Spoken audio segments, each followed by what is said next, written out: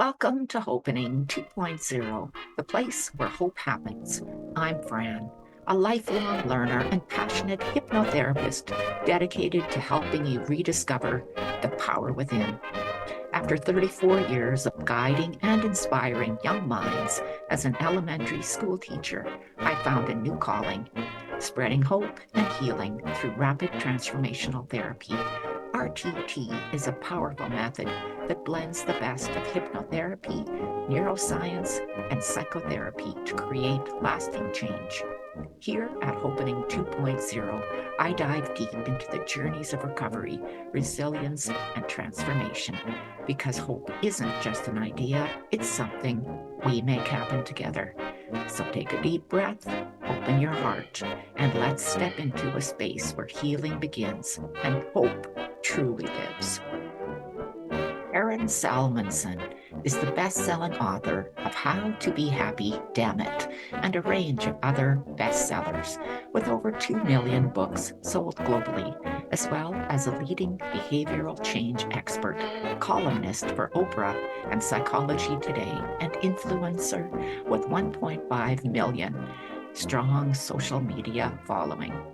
Most recently, Karen has written a new book, Your To Die For Life: How to Maximize Joy and Minimize Regret Before Your Time Runs Out. This book is coming out July 22nd, 2025. Hello, everyone, and welcome to the Hopenning. This is the place where hope happens when you open your heart and mind to it. And I am blessed today because I have Karen Samuelson here with me today. And it's just such a pleasure. Karen, thank you for coming. Thank you for inviting me. I love all your plants back there. It's And, beautiful. and they have stayed alive regardless of Oh, how I treat them. oh, I guess that's magical. I'm not usually that good. I have my one little lonely plant back there, I see but that. I see that. It's I think it looks like a coleus. I But don't even anyway, know what it is, but it's beautiful. okay. Thank you, Karen, for coming. And there's so much to talk about, and you're super busy. And I'm just so grateful that Oh, you are able to share time with me. And I know we'll have a few laughs today, because, oh, I'm sure between the two of us, for sure, and I definitely. need to tell my viewers that when I first contacted you, Mhm. you responded with that you loved my sense of I humor. Yes, absolutely, absolutely, Yes. definitely. I mean, I will go on record and say you are adorable, funny, wonderful. So, Thank you, Karen. And I will cut that clip out and send it to my daughters who often don't oh, think so. So, okay. My son also, I have a 14-year-old son. I'm a late in life mom, and he never laughs at my jokes. And then I tell him, because I have a blurb, a testimonial from Jon Stewart, and I say, well, Jon Stewart thinks I'm funny. And he says, who? So then if he, okay, if he doesn't know, we're different, it's yeah, like different. it's just different. Anyway, I'm thankful and grateful for you to be here. You've got a new book that is coming out in July, and we'll talk about that later. But okay, Karen, if I was your best friend in high school, right? Okay, if I was your best friend in high school, what would that best friend tell the world about what you were like? Oh, I'm a little verklempt about that one, as we say here in New York, because I recently saw my best friend from high school in person, which we've talked on the phone throughout the years, but she still lives in the suburbs of Philadelphia. And we talk by email, we talk, but I saw her in person just like about a couple weeks ago for like since years. And so I can actually tell you. But one of the things she did that I forgot about that reminded me of who I was, like she reminded me, was on one of her birthdays, I put together a little scrapbook full of memories of things we had done together with like photos taped in and magazine pictures of things with little jokes and personal. And then on the back of the book, I acted like it was a real book.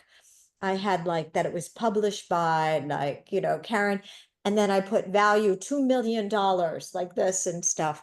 So, and it was a pretty in-depth book. So it reminded me, first of all, that I did things like that. I did corny things like that.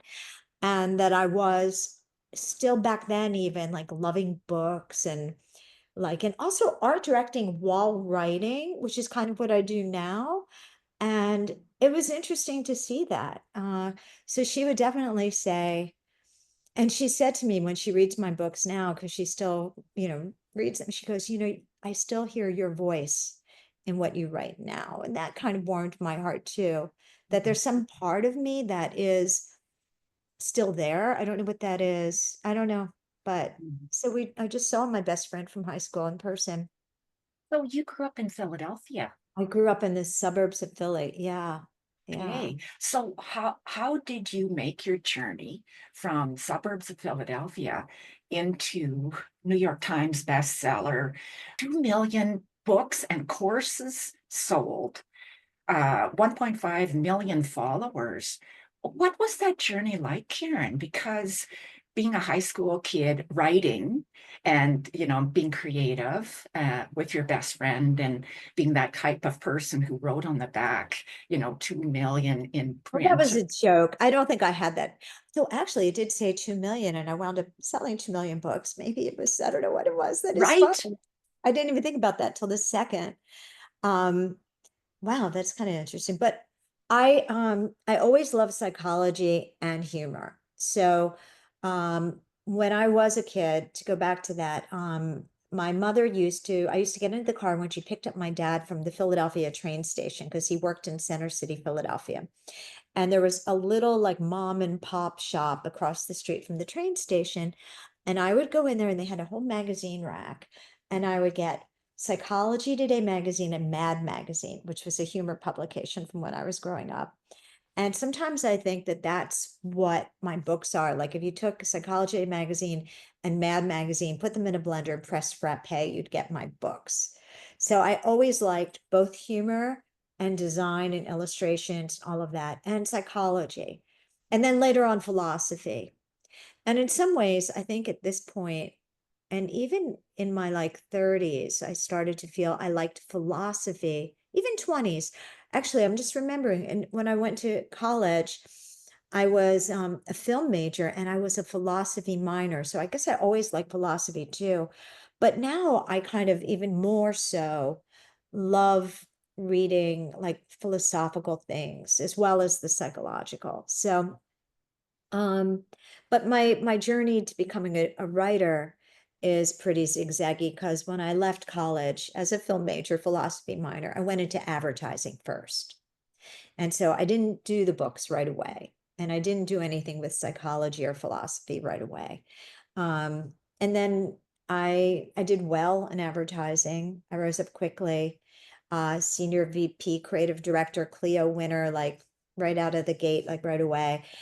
Well, not senior VP, that took a while, but I got a Clio my first year in the business. And then I just wasn't happy and I quit to write books because I always did love books. And then my first book was a novel, and then I did some other books, and then I did some TV writing and some film stuff.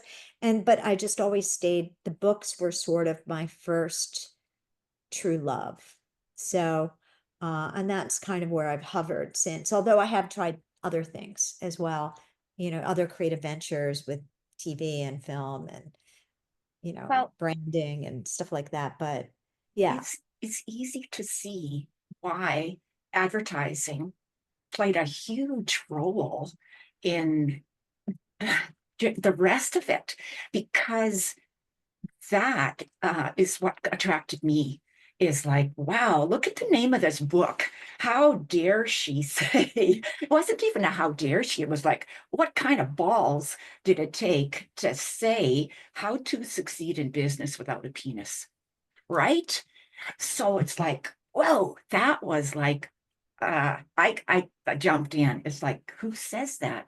And then, the other stuff, how to be happy, damn it. This is my kind of girl. Well, thank you. And back then, that was really shocking back then. I mean, now there are curse words in books, but there weren't back in the day because these are from the 90s.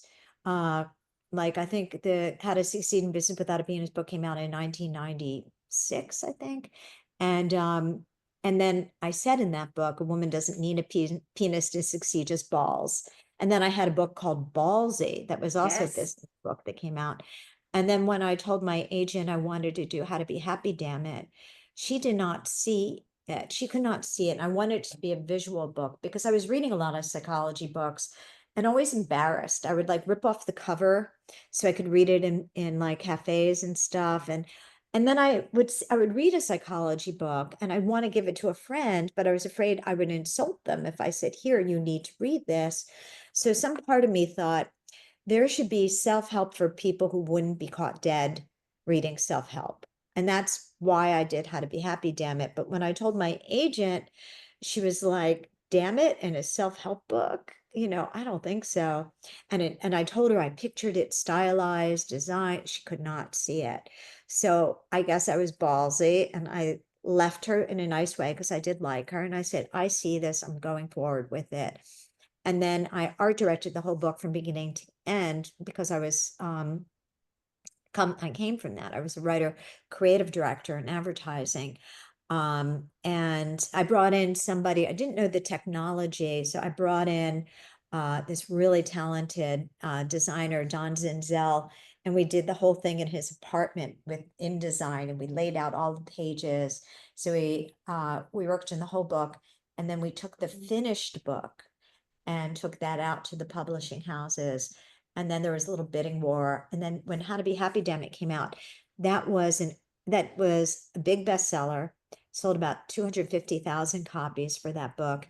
And that book was Urban Outfitters best-selling book for like 2 years in a row because it was very unusual. Now they have a lot of designy books, but this was way back. Like I don't even know how many years. Like I think we created in 1999, sold it in 2000, and it came out in 2001, something like that.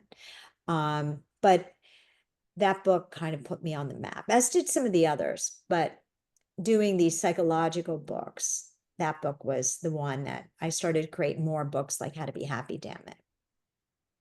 And so basically, in a way, that kind of was your first baby, like you created that baby, you laid it out, you decided how you wanted it, and then you presented it, and people fought over it, right? It's like a bidding Yeah. war. And then it sounds like that moved into when your dad died. So something's shifted when your dad died, right? Tell us a little bit Yes. about Yeah. that. I guess it's a metamorphosis in a way that changed you, not only maybe how you were going in life, but your whole philosophy about A lot of it. purpose, A right? lot of it. Um, Actually, and I didn't put this in the book, but I love to read Buddhist books also. And I read the Tibetan book of living and dying before my dad died. But it's so embarrassing, but I will share it. The book is set up where the Tibetan book of living and dying, the living part is up front, and the dying part is in the back. And when it got to the dying part, 30-something-year-old me thought, "Oh, that doesn't apply to me." And I didn't read the dying part. Like I remember stopping, like, "Oh, okay, well, that's, not really relevant." Like mortality denial, like it's crazy. And then my dad died, and I remember thinking, "Oh my God, I didn't read." Wait, like it just shook me. I don't know how to explain it. And it woke me up to how finite life is. And also at the same time, because I am a kind of a geek, I love to read.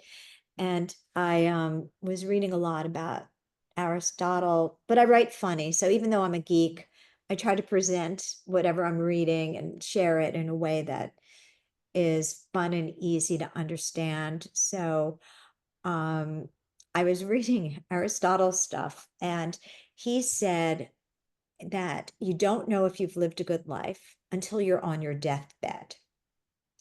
And that he also said that we should begin with the ends in mind, all projects, anything from something small, from like a bake sale or whatever Aristotle had back then, to the gigantic project for your life, and think about how you want to feel on your deathbed, and then reverse engineer it. And I was thinking about that when my dad died, and I was thinking about a lot. I gave his eulogy, and I just was like, I just thought, what is the goal? Like, how, like, I just started thinking about, how do I want to feel on my deathbed? Like, and am I living that way now? Like, and I realized I was delaying a lot of things, like delaying having a family. I was definitely putting a lot of, I loved what I did at that point, but I was a little bit of a workaholic, and I thought, I need more balance. I need more time with friends. I need to do, it woke me up. And then I thought at that time that I wanted to do a book about this, and I pitched it to my agent at that time, a different agent. And at that point, it was after my dad died, it was going to be called How to Be Good in Deathbed. That was the original title for my book, based on what this Aristotle, you don't know if you've lived a good life until you're on your deathbed. And how do you feel when you're on your deathbed? So my agent, different agent at that time, said, nobody's going to read a book of death. Don't do it. And at that point, this was a while ago. So maybe she was right-ish, but I kept bringing it up to her, and she kept saying to do more books that were about happiness and this and that. And then recently I thought, gosh, I remember when my other agent didn't want me to do How to Be Happy, Damn It. And I was feisty and ballsy. And I said to that agent, well, I'm going to do it anyway. And then I thought, oh, well, I guess I was feistier when I was younger. This is the thought process. And I thought, oh, well. And then I thought, wait a minute. No way. That's who I am. I'm still feisty. Who am I?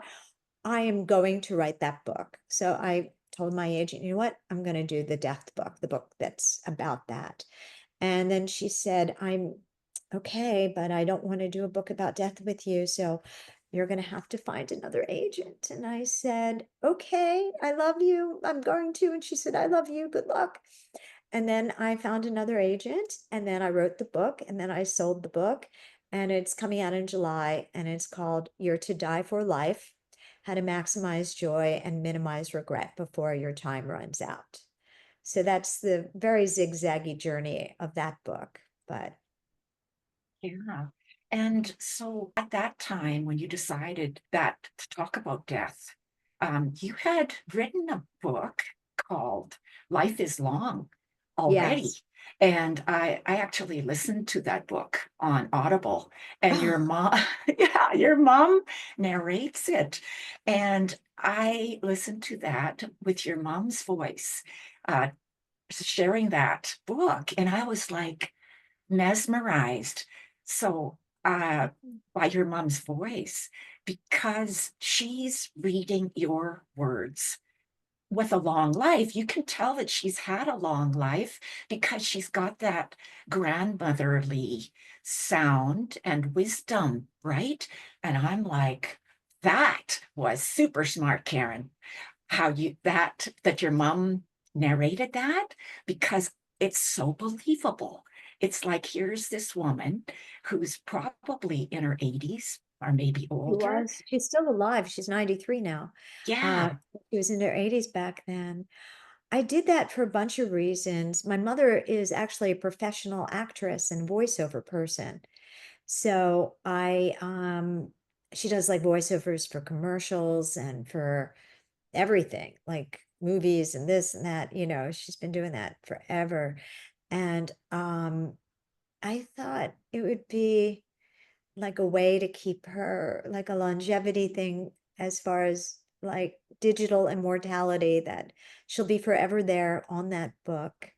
And it was like I don't know, a gift or just something. It made me feel nice that I'm giving my mommy a work assignment that she can do my audio. I don't know how to explain it, but I mean, I was there the day she came into New York, and she did the audio for it.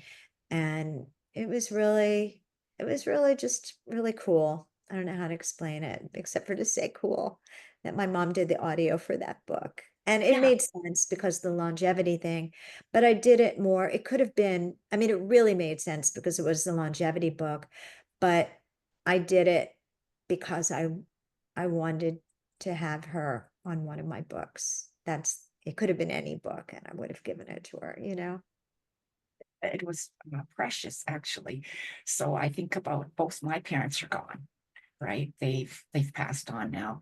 And if I had had that opportunity at that point to actually catch my mom's words in Audible forever, like what you're talking about, how what a legacy that would have been. And unfortunately, there wasn't that opportunity. I hadn't even thought of that, but how beautiful and wonderful it is. And you can hear the pride in her voice as she Oh, speaks all of that. It's just so much pride in this is my daughter's oh, words, right? So, thank you. yeah, if you Thank get an opportunity, pass that on to her. How much I loved hearing I that. will. Thank you. Yeah, you're Thank welcome. you. So before we get on to your new book, there's something in that book that I wanted to talk to you about. And she talks about, well, one of the points that you made, there's 50 plus points of Yes. extending longevity. One of the Yes. things she talked about was it's important to have five friends. Five Mm, friends that you're really close to, that you know mm, that you can count on no matter what. And mm, it's even more important than having family that you can count on. mm. So can you explain that a bit? Because when she said that in the book, I was like, thank you, God. Yeah, That's exactly what I needed to hear. So there's probably research around it or whatever, but can you give me a little bit on that, sure, please? sure. Now granted, I wrote that book a while ago, but it's something that I believe in, and oddly enough, something that I even wrote about in my new book, The Power of Meaningful Relationships, Meaningful Connections. And in some ways, we're at a risk of losing some of that because of how much we depend on like texting to be part of our friendships or social media and just liking and posting. But having five close friends that you feel you can count on, that you can talk to, that you feel are there to support you. Um, I think I mentioned in that book Jonathan Haidt. I think it sounds like hate, but it doesn't look like that. Haidt,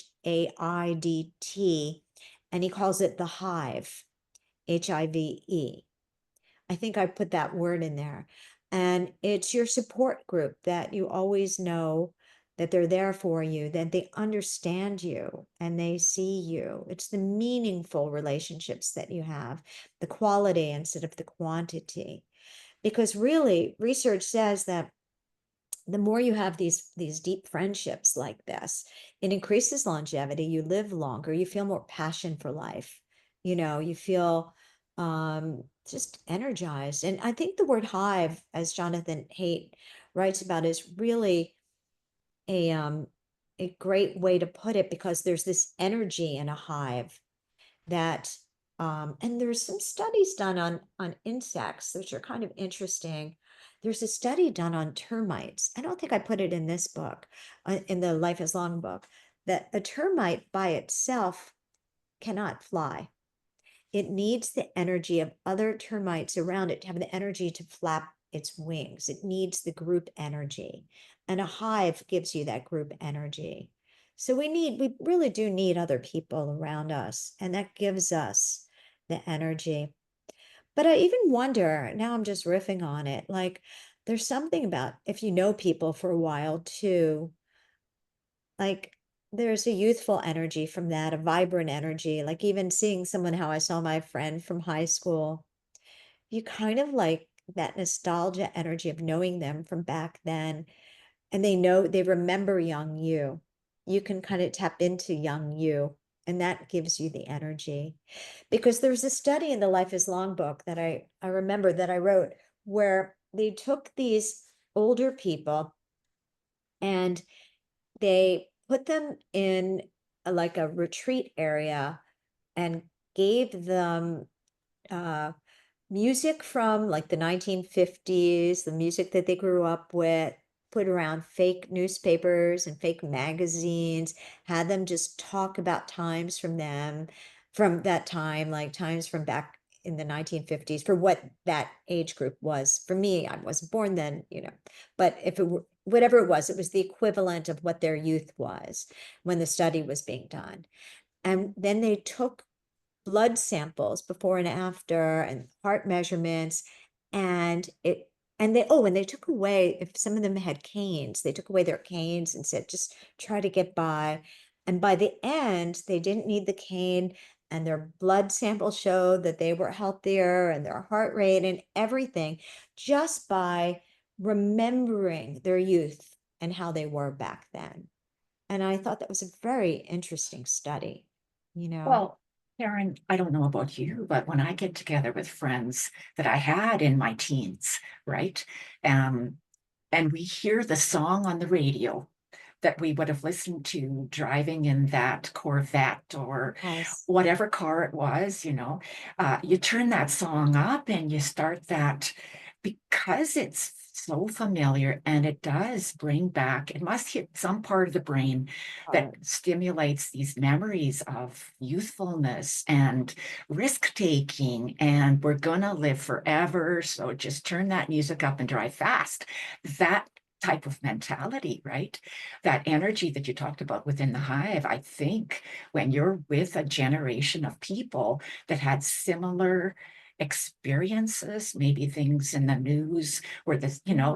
we're such, it's interesting how life is like that, it really Mm. is. And looking out, a very Buddhist thing, being on the outside looking in, I watch myself doing these things and I think about, yeah, this is how my parents were. It Mm. is when they used to listen to those old songs and dance together in the kitchen. Yes, that's true. Yeah, the dancing in the kitchen thing. I Yeah. still love music from the 80s. I still do. Um, I play sometimes in the morning and I dance in the morning to get going. That's another thing my son is like, why are you playing this music? I'm like, I love this. But there's a cafe that I go to sometimes with my laptop to do writing. And I noticed I always felt like more energetic when I left. At first, I thought it was their coffee. And then I realized they just play really good music. I was there the other day and they played a song from Prince, the song Cream. I don't know if you know that song, but it really was like, and I left there, I'm like, it's not the coffee, it's the music they play in this cafe that gets me going. And Yeah. maybe because it's in remembering that study, maybe it's not just the music is like fun and peppy, but maybe it's like subconsciously reminding me of my youthful energy or something. Or even when I reminded myself with this agent, with deciding I'm going to leave her for my most current book, it was me tapping into younger me would be Mhm. doing this, and then me remembering younger me. I don't know, I'm getting a little bit Mhm. something here, but something happened that made me do it when I reminded me of who I am from my youth and at my core or something. It gave me the youthful boldness to say, I'm going to do this. Or just take that risk. What can it hurt? Take a Yeah. risk. So Yeah. you, Karen, rub shoulders with like celebrities like Goldie Hawn, Madonna, Eminem, Seth Godin, Gabby Bernstein. Like, I am amazed that you would actually take the time out of your day to talk to me here in Northern Canada, right? Northern Alberta, Canada. We are just getting rid of some snowbanks here. And it's middle of April, close to the end of April.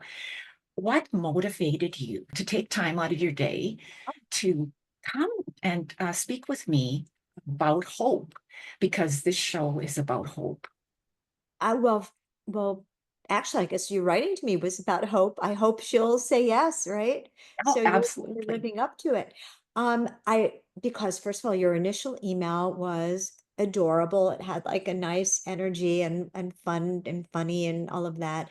And then I did look at some of your interviews and I will again go on record. I thought that you have a very bright, fun personality.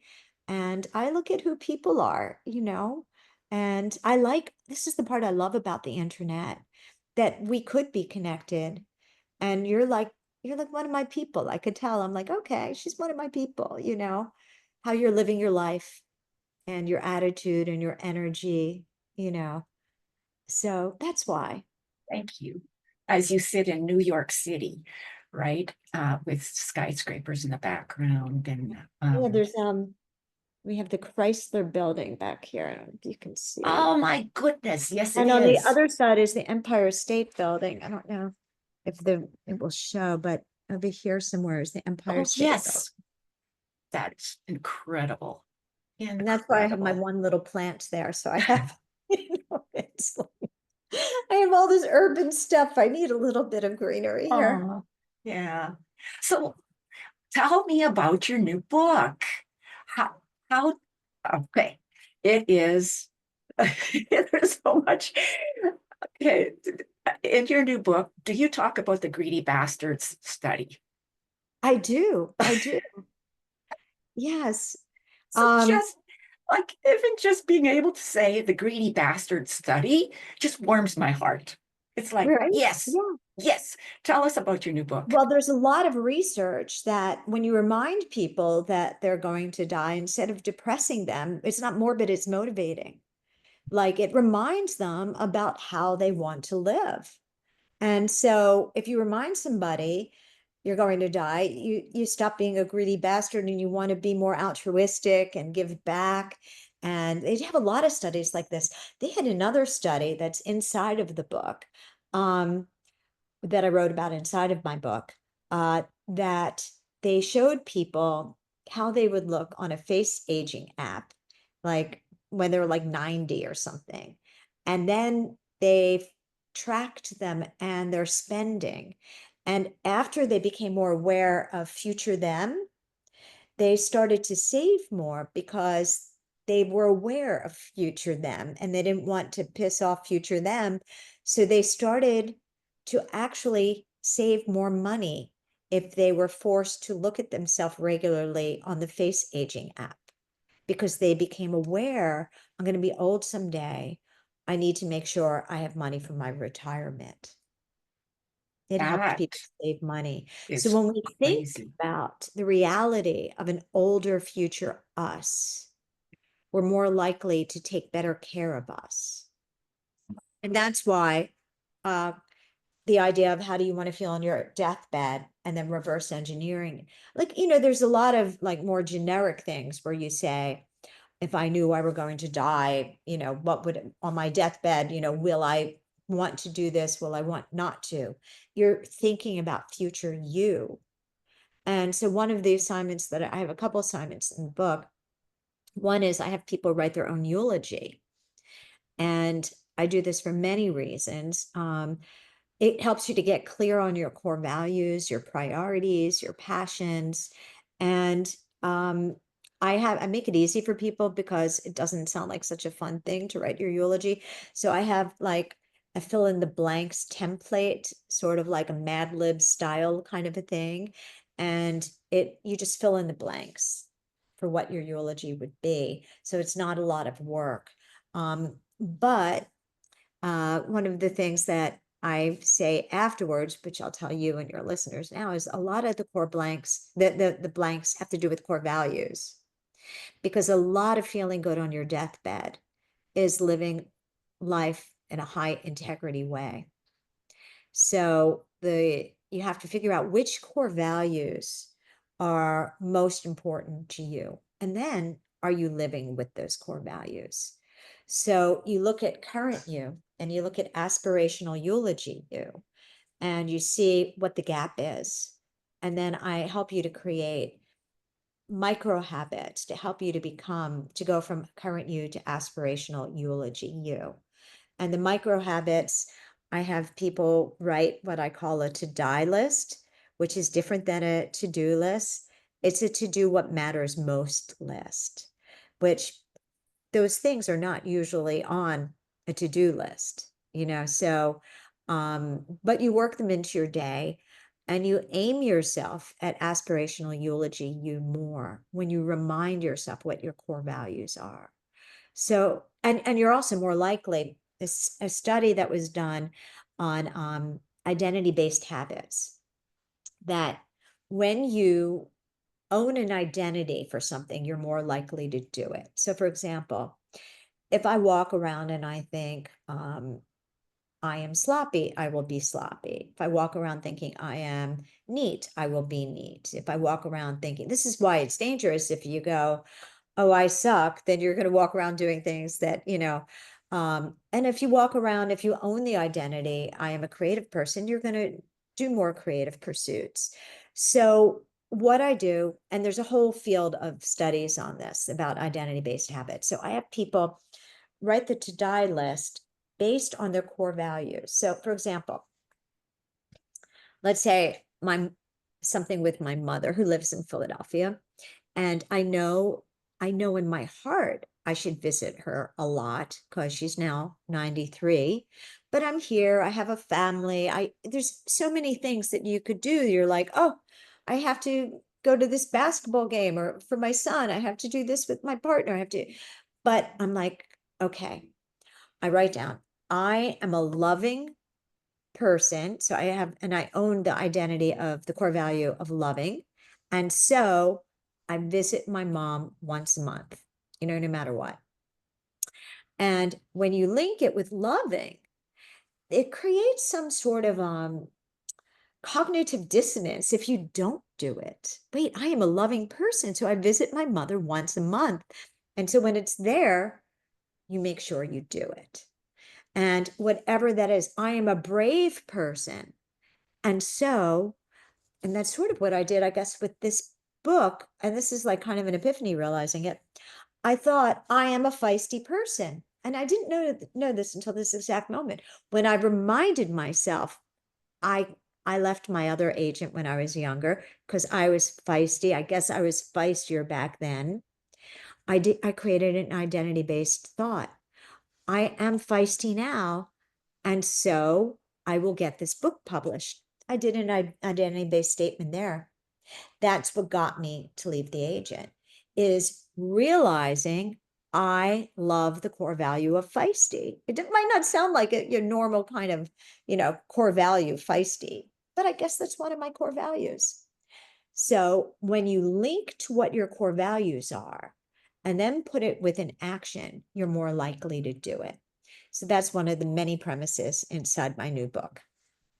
So how do we pinpoint or narrow down? Like, how do we know what our core values is? Because I can say I'm loving and kind and gentle and compassionate and creative and blah, blah, blah. I could have 50 of them, right? I could have Yes. 50 core values.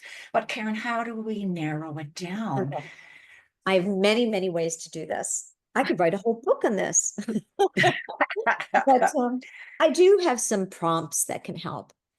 But one of the things that I do is, and this is from the book, and I have more where this came from, is that I have you write at the top of an empty page in a journal different questions that have this basic same system. Who do I need to become to, and then it could be, who do I need to become to get everything I want in my life? Or if it's one thing, who do I need to become to write this screenplay? Who do I need to become to be a better partner?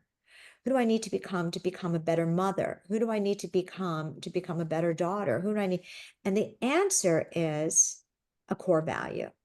So if you're struggling with something, who do I need to become to not fight so much with my colleague? Or who do I need to become to get my podcast to rise to the top? And then you look at your core values and you see, am I living with this? So it's not always the ones that are the first choices. Sometimes it's the ones that you're not doing that you have to move up to priority core values to grow into your best self and reach your goals. So that's just one prompt that I recommend people use. Who do I need to become to? And then fill in the blank for something that you really want for your life. So your And then book is create the also, action with the core value. Like, I need to be braver. I need to have more hope. Hope is one of your core values. I need to be more hopeful, but you are hopeful. And because you're hopeful, you're an example of this. I am a hopeful person. And so I'm going to reach out to whoever I damn well want to see if I can do an interview with them. But let's say somebody who isn't doing that, it might be because they're lacking the core value of hopeful, and unwittingly, they're walking around with the core value, which a negative core value, an identity. See, if I use the word identity based because it is core values, but there are people with the negative version, and then it's not a not a core value. But if your identity is the opposite of hopeful, I'm a negative person, and so I'm not reaching out to anybody. So then what that person would do is like, they'd say, okay, I am a hopeful person. I'm going to reach out to people and hope that this will happen. So anybody who's struggling with hope right now should own the identity of I am hopeful and so I, and keep repeating it enough. And if there is a little resistance to a core value because it feels too untrue, like I'm so negative. If I tell myself hopeful, I'm so negative. What you do is, and I write about this more in the book, but a quick one is you remind yourself because sometimes it feels too disparate. So you say to yourself, okay, the old me used to be negative. The new me is hopeful. The new me is hopeful. New me is hopeful. And then you kind of put that in the past. So you're more able to own something that feels like it has some resistance to it. And then you start to think about it. Like if you keep saying to people, like the word strong is a very common core value that I think people should own in their top. Brave, strong, authentic is another core value. To reverse engineer why people do feel regret on their deathbeds. A lot of people feel regret that they weren't fully living true to themselves, or brave enough. Those core values are really needed to live a regret minimal life, to be brave and yourself and loving. And those are like real top tier, but strong is a good one. But if you keep saying to yourself, I am strong, then eventually over time, that's going to be an identity that will help you in so many areas of your life. So, and I have stories about this that I could share, but it's funny. Right now I'm thinking I'm talking too much, but I'm here to talk. So, as you talk, I think about how, because I was going to ask you, but what if there's part of you that says, yeah, Fran, no. And then talking to that part and saying, well, that was you before, and now this is you now. And we can yes, still look back and say, and be gentle, right? Be gentle with that person, part of us who was not there yet. yes. And you know what? I agree with that. And know that we are here to learn lessons to help us to grow, that we still can become those things that we're not yet. But also, even a person that feels like that isn't them probably has some instances in their life where they owned that core value. Because to kind of take apart what had me finally lead my agent to write this book about death, I think that I forgot that I was feisty enough to leave her, which is interesting, which is a whole nother conversation that I don't even know really what led to the me forgetting who it's like, maybe it is like from the Lion King, like, what does he say? Simba, you must remember who you really are. Do you remember Yeah. that scene? Oh, of course. So Yeah, my again, daughters, listen to that movie yes, 5 million times, so I can yes. probably repeat it word for word. Yes. So I think I had one of my Simba moments. Karen, you must remember who you really are. But we all have that. So even if you think, even if something has happened in your life that has made you forget, if you look around, even core values that you think, well, that's not really what I'm really good at, but there's probably instances in your life that really worked because you did choose that core value. You're like, let's say, and I don't know what the example will be, but let's say it's disorganized, organized, because a lot of people struggle with that. And they think, I'm just a disorganized person. But you know what? I could say, remember that time you organized your closet? Remember the time you organized? And yes, there are going to be those instances. And then I could say, do you remember how good you felt? You were able to do that. Yeah. See, you are able to be organized. Didn't that feel good? Yes. Remember how you felt? Yes. Okay. You are an organized person. And so you can blah, blah, blah, blah, blah, blah, blah. So just look for the proof that you have it in you to be that thing. Remember that one time you were brave enough and you did that one yes. You see, you have it in you. You are a brave person, and so you can. And so that could even just like fan a little ember of that core value when you had it, and remind yourself, do a Simba on yourself. It was Simba. That's the next title of your newest book. It'll be Get With It, Simba. Exactly, exactly. Yeah. So the mortality awareness movement, what is that all about? Well, listen, in some ways, my agent who didn't want to do the death book, I understood her because death is kind of a taboo topic. It's starting to come more into our world. I see more conversations, though I don't know if it's just because I've written a book on it and now I'm looking for it, but I feel like it, or the algorithm is showing me more. It's not even I'm looking for it, but algorithms now show me. Um, but I want people to embrace the truth of the fact that we live a finite life, because I do think it's motivating and not morbid. And studies back this up.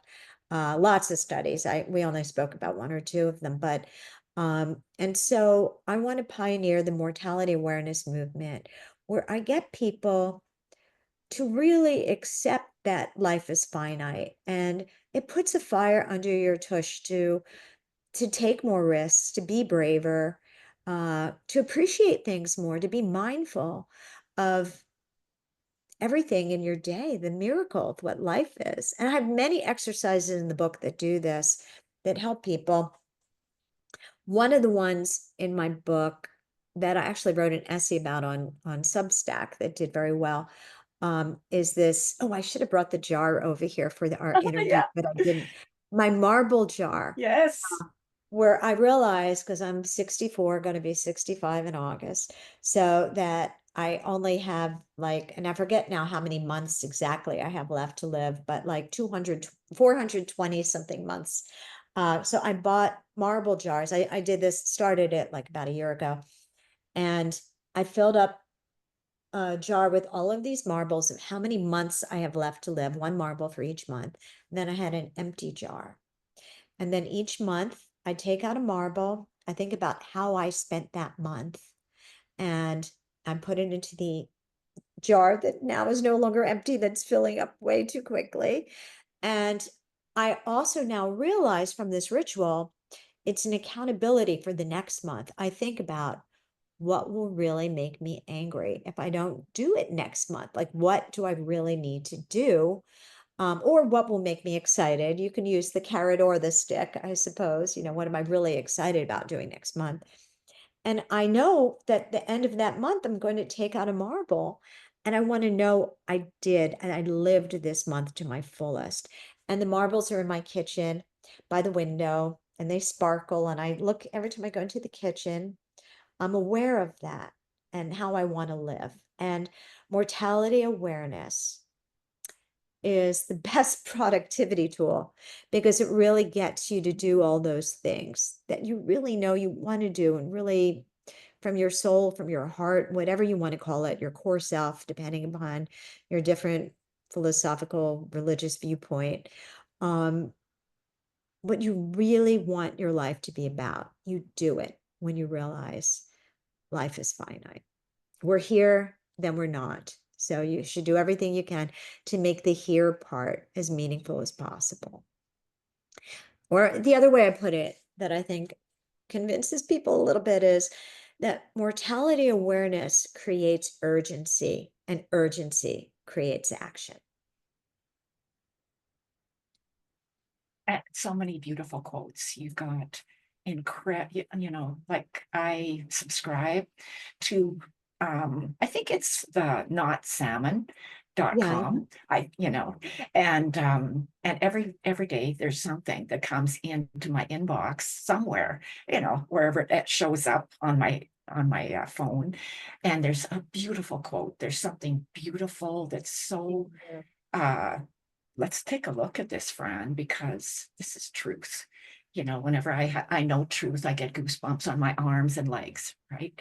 And the stuff that you put out, just those little snippets, is truth. And I know that when your book comes out in July, that it's going to be full of really stuff to take a marble, take a marble out of this one and put into this one, because you and I are both in our 60s. And really, do we even have 400 marbles left? We Well, don't I know, say that optimistic because right? I'm a late in life mom and I promised my son I do everything Yeah. to live to 100. And he asked me to Yeah. live to 200, but I got him to compromise at 100. So I say I'm going to live to 100 and I want to put it out there, hopeful, hopeful. But you're right. I mean, because the point of the book also, and the point of talking about mortality is you just don't know. And that's why I can say 100 and be optimistic and hopeful, but you just don't know. So we're almost out of time, and I always want to end our show with a last message of hope for our viewers, Karen. Okay. And message of hope for your viewers. And it can be, you can put swear words in if you want. Well, I do say it's never too late to rejigger your life. Like that. That so I will say that. And actually I'll even mention this because I think I'm gonna always leave this up. If people pre-order my book, I have a free video seminar that I'm going to give out to people, $97 value, about how it's never too late to rejigger your life, to give them hope that, you know, there's always time. There's no end of new beginnings. There's a lot of late bloomers out there doing things that they've always wanted to do. And so that's what my video seminar is going to be about. And it's free when you pre-order from your To Die For Life website. You just, after you buy the book, and you can do this too. I only put it up like 10 days ago. If you haven't seen Okay. it, but I'm going to leave it up. I'm not going to take it down. It's just always going to be up there in your purchase number. Yeah, I purchased it. I can't remember where. I've already pre-ordered it. Then you're Um, eligible for anybody who already ordered it also. You just go in, if it's Amazon, whatever it is, or write to me and I'll make sure you get it. okay, And perfect.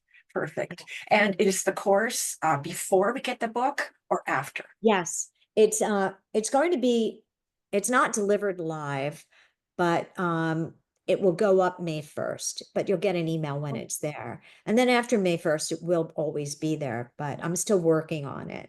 But so yeah. And so, Karen, give us your websites. I know you've got a few, and I need you to spell them because, as you know, people will probably misspell it when they type it in. Okay, right. Well, my last name is Salmansohn and everybody mangles that. So that's why my first website is notsalmon.com, like not the fish, like NOTSALMON.com. And then my second website is yourtodieforlife.com, which is the title of my new book, You're to Die for Life. And that's where I have the pre-order the book or order the book, because I'm going to leave it up. Get the free seminar. It's never too late to rejigger your life.